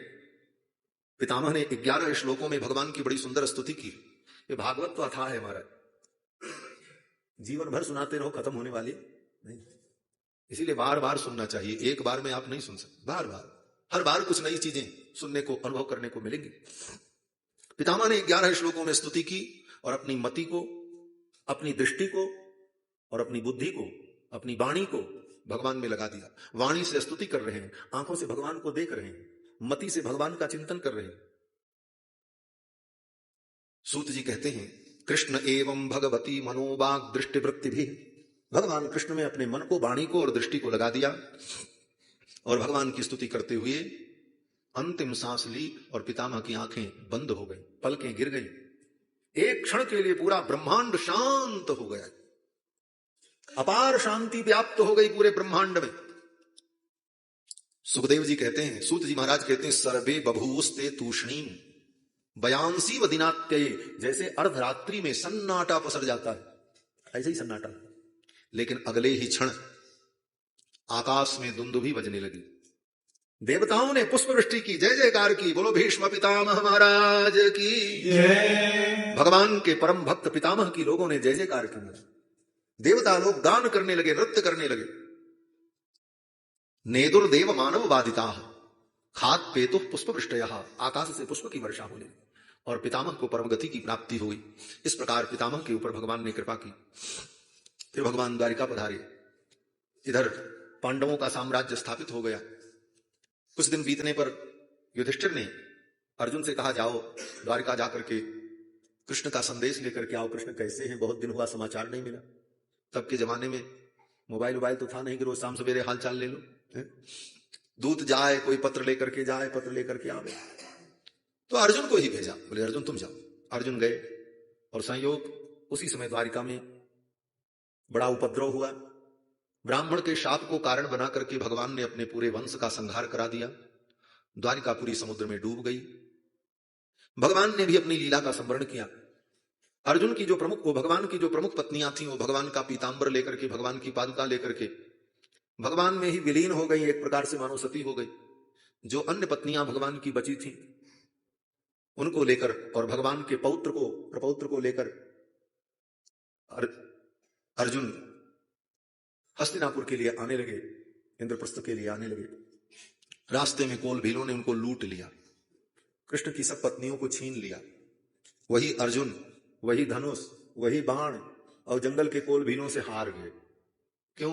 बोले अर्जुन के अंदर जो शक्ति थी वो सब भगवान की ही शक्ति थी। भगवान के चले जाने के बाद वो शक्ति भी चली गई। रोते बिलखते अर्जुन लौट करके आए। अर्जुन का चेहरा देख करके युधिष्ठिर ने पूछा, अर्जुन तुम्हें क्या हो गया, क्या बात है, क्या तुमने कोई पाप किया है? कच्चित त्वं ब्राह्मणं बालं गां वृद्धं रोगिणं स्त्रियं, क्या आपने किसी ब्राह्मण की हत्या की, बालक की हत्या की, गाय की हत्या की? कौन सा पाप किया है तुमने कि तुम्हारा मुखमंडल उदास हो गया, तुम्हारा तेज नष्ट हो गया? अर्जुन रोते रहे और तब अंत में अर्जुन ने कहा, भैया वंचितो हम महाराज हरिणा बंधु रूपिणा, हम लुट गए। युधिष्ठिर ने कहा, किसने लूटा? बोले हरिणा, हरि ने लूटा। हरि का मतलब ही होता है जो हरण कर ले उसी को तो कहते हैं हरि। ये हरि जो कृष्ण है ना, ये केवल चित्त को लूटने वाले नहीं है, केवल पाप को लूटने वाले नहीं है, ये तो सर्वस्व लूट लेने वाले। हरिणा बंधु रूपिणा, हमारे बंधु बन करके आए थे। ये न मे पाप रतम तेजो देव विस्मापनम महत, हमारे तेज का हरण कर लिया। जिन कृष्ण की कृपा से महाभारत युद्ध में हमको विजय मिली, जीवन में अनेक उपलब्धियां पाई, वे कृष्ण में छोड़ करके चले गए। सारी बात अर्जुन ने बताई। फिर तो सभी पांडवों ने रुदन किया है और अंत में उन पांडवों ने निर्णय किया, अब हमें भी पृथ्वी का त्याग कर देना चाहिए। अपने पौत्र परीक्षित को, जिनको गर्भ में बचाया था भगवान ने, उन्हीं परीक्षित को राज सिंहासन पर बैठा दिया, राज्य सौंप दिया। पांचों पांडव और द्रौपदी संन्यस्त होकर और बिखरे हुए बाल और एक वस्त्र नीचे एक वस्त्र ऊपर, सारे आभूषणों को सबको उतार कर नंगे पांव पांचों पांडव और द्रौपदी उत्तराखंड की ओर चल पड़े। और युधिष्ठिर ने कहा, अब हम सभी लोग पैदल चलते हुए स्वर्गारोहण करेंगे। भीम ने, अर्जुन ने कहा, यह स्वर्गारोहण कैसे होगा? बोले बस पैदल चलते रहना है, न खाना है, न पीना है, न विश्राम करना है, न रुकना है, चलते रहो चलते रहो। मैं आगे आगे चलूंगा, तुम सब मेरे पीछे चलो, और न खाना, न पीना, न रुकना, न विश्राम। चलो कब तक? बोले जब तक प्राण निकल न जाए, और कोई किसी की सहायता नहीं करेगा। जो जहां गिर जाएगा, मर जाएगा, उसे छोड़ करके अगला व्यक्ति चल देगा। चल पड़े। चलते चलते यही वो रास्ता है जहां आप बैठे हैं, बद्रीनाथ धाम। यहीं से पांडवों ने यात्रा की। आगे भीमशिला, द्रौपदी को पार कराने के लिए शिला रखी भीम जी ने। आगे चलते गए, रास्ते में नकुल सहदेव गिर गए। नकुल सहदेव ने कहा, हमें उठा लो, बचा लो। युधिष्ठिर ने कहा, कोई किसी को नहीं बचाएगा। नकुल ने कहा, सहदेव ने कहा कि हम लोग सशरीर स्वर्ग क्यों नहीं जा सकते, क्या पाप है? धर्मराज युधिष्ठिर ने कहा कि तुमको अपनी बुद्धिमत्ता पर और अपनी सुंदरता पर बड़ा गर्व था, इस अहंकार के कारण तुम सशरीर स्वर्ग नहीं जा सकते, यही तुम्हारा शरीर छूट जाए। छोड़ दिया, चल पड़े। आगे जाने पर द्रौपदी गिर पड़ी। द्रौपदी ने कहा, मुझे बचा लो। युधिष्ठिर ने कहा, कोई किसी की सहायता नहीं करेगा, चलो। द्रौपदी ने कहा, ये तो बता दो कि मैं क्यों गिर गई, इस यात्रा में मैं रास्ते में ही क्यों छूट रही हूं? तो धर्मराज युधिष्ठिर ने कहा कि कि जिस दिन अर्जुन तुमको जीत करके लाए थे स्वयंवर सभा से, तो मेरी मां कुंती ने कहा था 5 भाइयों में बांट लेना। मां की आज्ञा के अनुसार तुम 5 भाइयों की समान पत्नी थी और तुम्हारा यही धर्म था कि तुम 5 के प्रति समान भाव रखते, लेकिन तुमने अर्जुन से विशेष प्रेम रखा। इस पाप के कारण तुम सशरीर स्वर्ग नहीं जा सकते। द्रौपदी रास्ते में चल, आगे चल। अर्जुन गिर पड़े। अर्जुन ने कहा मैंने क्या किया? धर्मराज युधिष्ठिर ने कहा जब महाभारत युद्ध प्रारंभ हुआ था तो जोश में आकर के पहले ही दिन तुमने कहा था एक ही दिन में इस युद्ध का निर्णय हो जाएगा, दूसरे दिन युद्ध नहीं होगा। लेकिन 18 दिन युद्ध चला, तुम्हारी बात झूठी हो गई। इस असत्य के कारण तुम स्वर्ग के अधिकारी नहीं, सशरीर स्वर्ग नहीं जा सकते। मरने के बाद स्वर्ग जाओगे, शरीर से नहीं जा सकते। आगे जाने पर भीम गिर पड़े। भीम ने कहा मुझसे क्या हुआ? युधिष्ठिर ने कहा तुम अत्यधिक खाते थे इसलिए स्वर्ग के अधिकारी नहीं। अत्यधिक खाने वाला व्यक्ति भी उत्तम लोक को नहीं प्राप्त करता है। क्यों? बोले 4 रोटी में पेट भर जाना चाहिए, उसके बाद भी जबरदस्ती स्वाद के चक्कर में 8 रोटी खा रहा है, इसका मतलब वो दूसरे का हिस्सा खा रहा। अगर वो न खाता तो किसी और का पेट भरता। यावत ही भ्रियेत जठरम तावत सत्वम ही देहिना। भगवान कहते हैं जितने में तुम्हारा पेट भरे उतने में ही तुम्हारा अधिकार है, उससे ज्यादा तुम्हारा अधिकार नहीं। इससे बड़ी कम्युनिस्ट विचारधारा और क्या हो सकती? आज कम्युनिस्ट विचारधारा के लोग कहते हैं हम समान पूंजीवाद की स्थापना करेंगे, पूंजीवाद को खत्म करो, धन का समान वितरण हो। लेकिन इसके बाद भी कम्युनिस्टियों का वो सिद्धांत समाज में व्याप्त नहीं हो सका। लेकिन इससे भी ऊंचा सिद्धांत अगर कहा जाए तो भगवान का है। भगवान कहते हैं धन की तो बात छोड़ो, जितने में तुम्हारा पेट भरे उतना ही तुम्हारा है, इससे ज्यादा तुम्हारा कुछ नहीं है। यावत ही भ्रियेत जठरम तावत सत्वम ही देहिना, ये सिद्धांत है। जो ज्यादा खाता है उसको भी उत्तम लोक प्राप्त नहीं होता। भीम भी गिर पड़े। आगे अकेले युधिष्ठिर गए हैं। युधिष्ठिर के लिए स्वर्ग से विमान आया स्वर्ग चलने के लिए। भीम के पीछे, वो युधिष्ठिर के पीछे पीछे एक कुत्ता जा रहा था। देवताओं ने कहा इस विमान में बैठो चलो, तो धर्मराज युधिष्ठिर ने कहा इस कुत्ते को भी बैठाओ। लोगों ने कहा कुत्ता स्वर्ग नहीं जाएगा। उन देवताओं ने कहा ये कुत्ता स्वर्ग नहीं जाएगा। तो धर्मराज युधिष्ठिर ने कहा मैं भी स्वर्ग नहीं जाऊंगा। बोले इस कुत्ते के लिए आप स्वर्ग का त्याग कर रहे हैं? धर्मराज युधिष्ठिर ने कहा कि इसने मेरे लिए त्यागा है। वे क्या त्यागा? वे सब कुछ छोड़ करके मेरे पीछे पीछे इस निर्जन में, इस पहाड़ में, इस वादी में, इस बर्फ में, जहां कोई आदमी का जीवन संभव नहीं है, लेकिन ये मेरे पीछे पीछे चलकर मेरे भरोसे आया और मैं इसे छोड़कर अपने सुख के लिए इसे छोड़ दूं और मैं स्वर्ग चला जाऊं? ये नीति नहीं है, ये धर्म नहीं। जिस धर्म से स्वर्ग की प्राप्ति होती है वो धर्म कहता है कि अपने आश्रित का कभी त्याग मत करो। इसलिए इस आश्रित का अगर मैं त्याग करूंगा तो ये अधर्म होगा, तो मैं स्वर्ग का अधिकारी कैसे हो सकता? देवराज इंद्र प्रकट हो गए। देवराज इंद्र ने कहा आप धर्मराज हैं। वो कुत्ता कोई और नहीं था, भगवान वो इंद्र ही धर्मराज युधिष्ठिर की परीक्षा लेने के लिए आए थे। फिर तो धर्मराज युधिष्ठिर को विमान में बैठाया और लेकर के सशरीर स्वर्ग गए। धर्मराज युधिष्ठिर को सशरीर स्वर्ग की प्राप्ति हुई। इधर महाराज परीक्षित राजा हुए। परीक्षित ने दिग्विजय किया है, 10 दिशाओं को, 4 दिशाओं को जीता है, अपने साम्राज्य की स्थापना की। जहां जहां महाराज परीक्षित जाते युद्ध करने के लिए, बड़े बड़े राजा स्वर्ण की मोहरें लेकर, पुष्पमाला लेकर के, भेंट लेकर के आकर के चरणों में अर्पित कर देते और प्रणाम कर लेते, महाराज मैं आपसे क्या युद्ध करूं? क्यों? बोले आपके पितामह पांडवों ने जो कीर्ति स्थापित की है, ऐसे उत्तम कुल में आपने जन्म लिया है, आप हमारे अधिपति हैं, आप छत्रपति सम्राट हैं। ऐसा कहकर सभी राजाओं ने समर्पण कर दिया।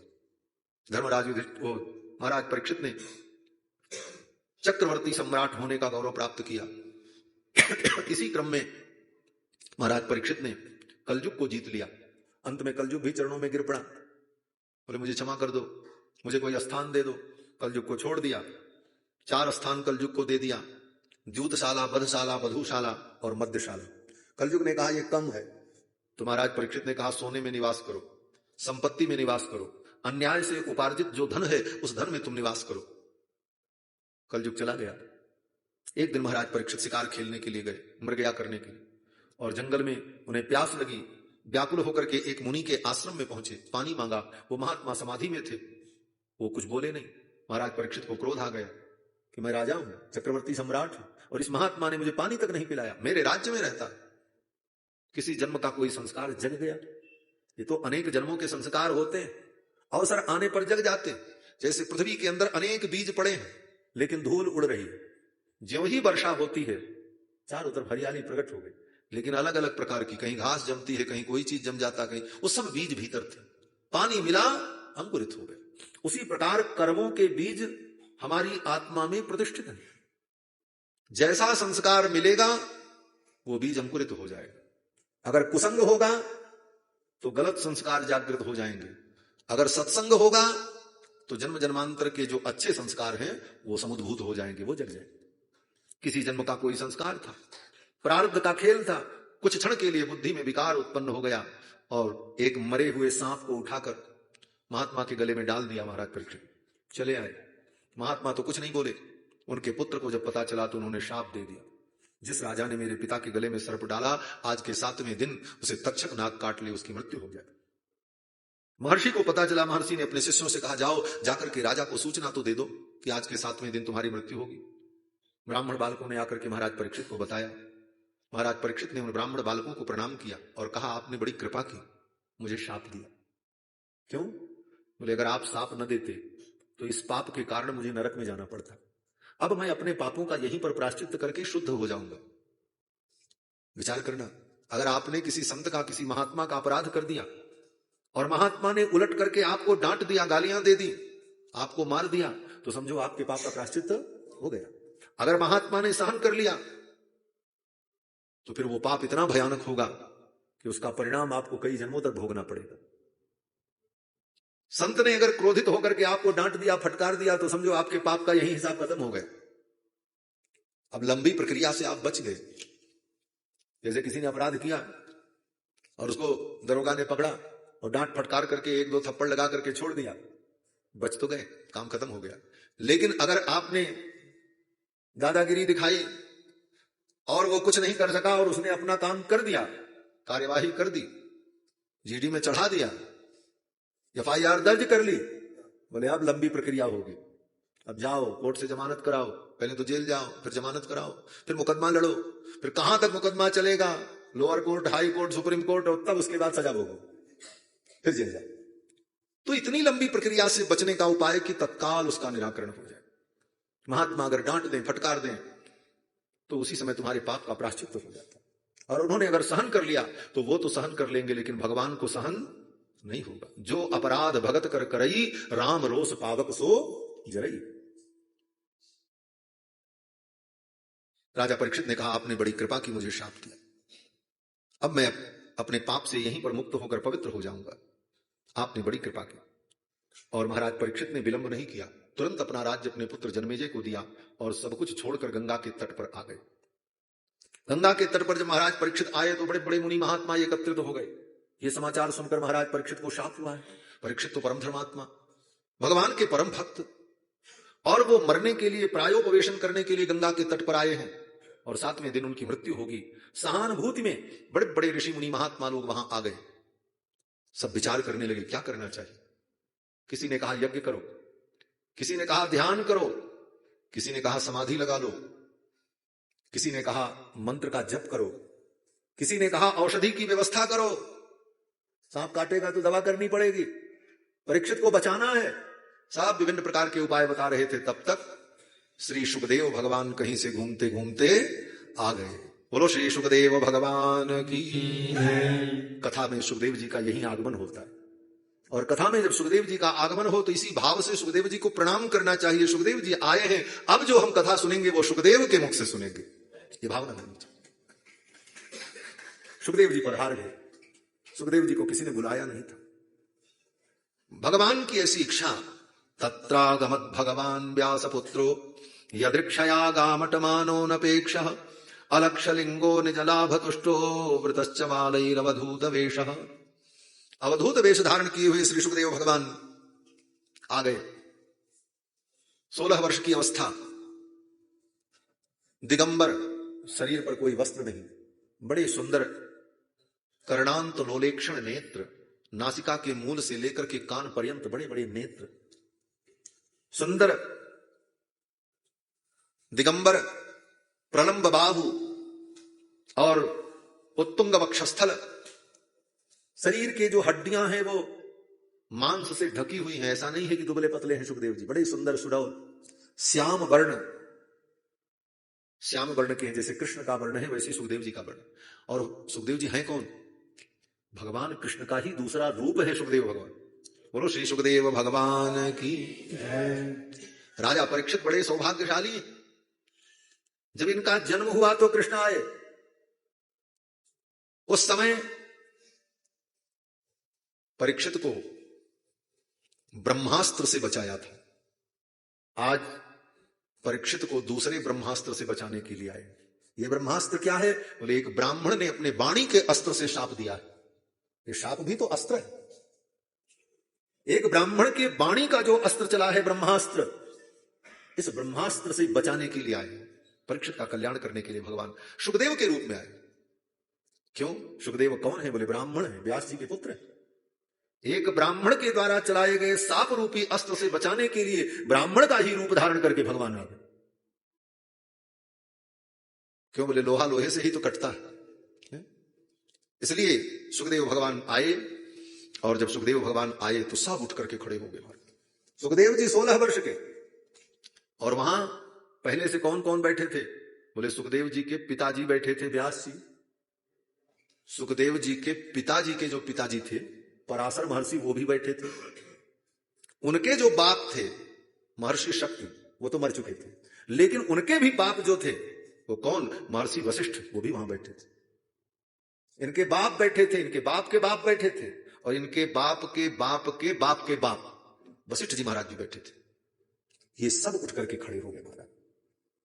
क्यों?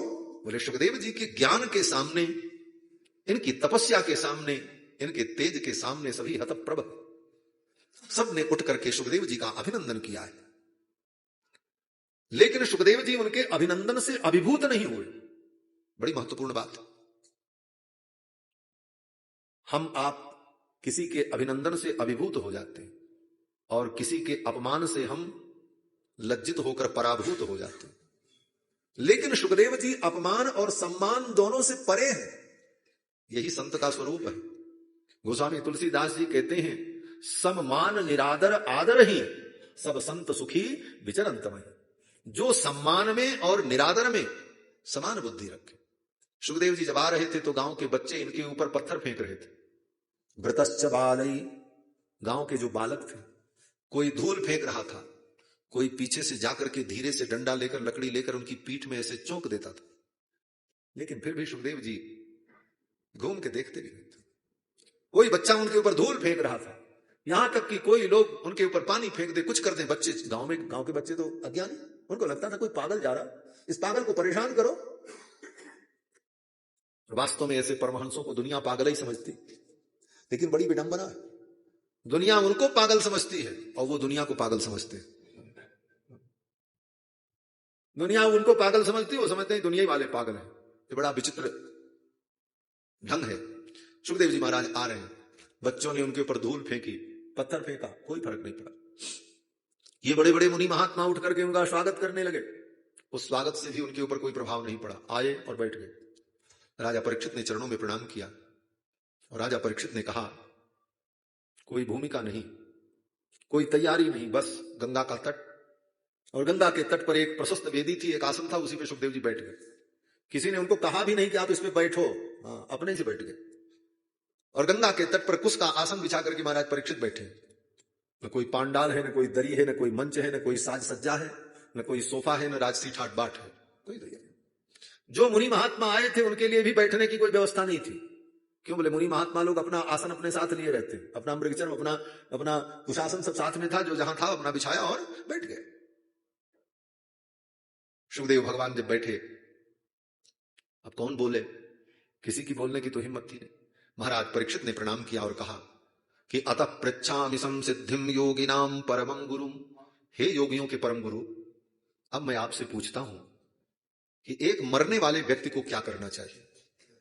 पुरुषस्य यत् कार्यं म्रियमाणस्य सर्वथा। जो सर्वथा म्रियमाण है, जो मरने वाला है, उस व्यक्ति को क्या करना चाहिए? यत् श्रोतव्यम अथोजप्यम यत् कर्तव्यम निभि प्रभो।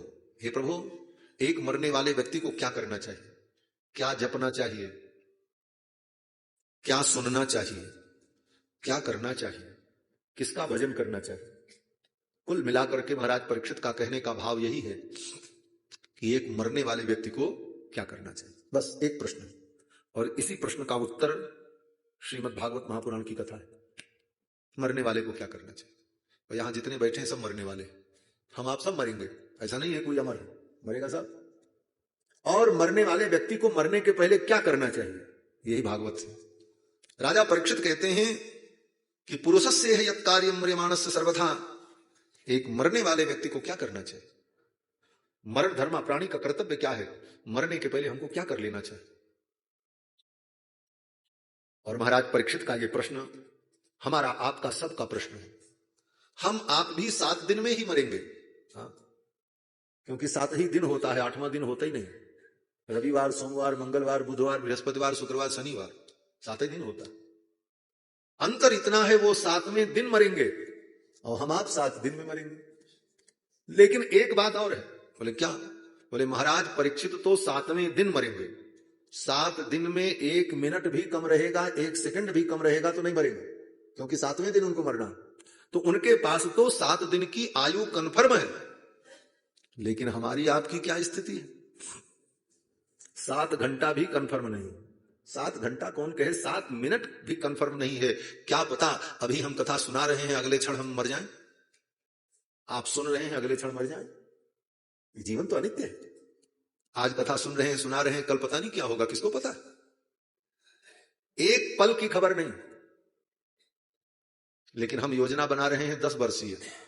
सरकार तो 5 वर्षीय योजना बनाती है, हम लोग तो 10 वर्षीय योजना बनाते हैं। एक महात्मा कहते थे, खबर नहीं पल की और बात करें कल की। एक पल की खबर नहीं है और हम निश्चिंत हैं। बंधुओं, जीवन को अनित्य समझकर, ये जीवन अनित्य है। प्रहलाद जी कहते हैं दुर्लभम मानुषम जन्म, ये मनुष्य जन्म दुर्लभ है लेकिन अनिश्चित है। मनुष्य जन्म का बड़ा महत्व है। कई जन्मों के पुण्य के बाद व्यक्ति मनुष्य बनता है। कबहु की करी करुणा नर देहि, भगवान कभी करुणा करते हैं तो मानव जीवन मिलता है। इसकी बड़ी महिमा है, बहुत अच्छा है, इस जीवन की बड़ी महत्ता है। लेकिन इसकी एक कमी भी है। कमी क्या है? बोले कब आपसे ये छीन लिया जाएगा, इसका कोई ठिकाना नहीं है। इस बात को हम भूल जाते हैं और यही भूलना ही हमारे पतन का कारण बनता है। हम अपनी मृत्यु को भूल जाते हैं। मृत्यु को जो व्यक्ति भूल जाता है वही पाप में मशगूल हो जाता है। मृत्यु को हम हमेशा याद रखें, एक दिन सब छोड़ देना है। इसलिए मरने के पहले हमारा कर्तव्य क्या है, हमें जीवन में क्या करना चाहिए, यही भागवत सिखाती है। और महाराज परीक्षित ने यही पूछा। सुखदेव भगवान बड़े प्रसन्न हो गए और सुखदेव जी ने राजा परीक्षित को साधुवाद दिया और कहा, राजन तुमने बहुत सुंदर प्रश्न किया है। वरी आने सते प्रश्न, तुम्हारा यह प्रश्न बहुत सुंदर है और इस प्रश्न के उत्तर से सारे संसार का कल्याण होगा। और ये कहते हुए सुखदेव जी ने राजा परीक्षित को कथा सुनाना प्रारंभ किया। सबसे पहले सुखदेव जी ने कहा, यह मनुष्य जीवन बड़ा दुर्लभ है और इस जीवन में व्यक्ति आधा समय तो सो करके बिता देता है, आधा जो बचता है वो दुनिया के प्रपंच में उसका बीत जाता है और यही करते करते जीवन बीत जाता है। इसलिए हे राजन, जीवन में भगवान का इतना स्मरण कर लो, जीवन रहते भगवान की इतनी भक्ति कर लो, इतनी उपासना कर लो, इतना चिंतन कर लो, इतना ध्यान कर लो कि जब तुम्हारे जीवन का अंतिम क्षण आवे उस समय केवल भगवान की याद आवे और किसी की याद ना आवे। ये कैसे होगा?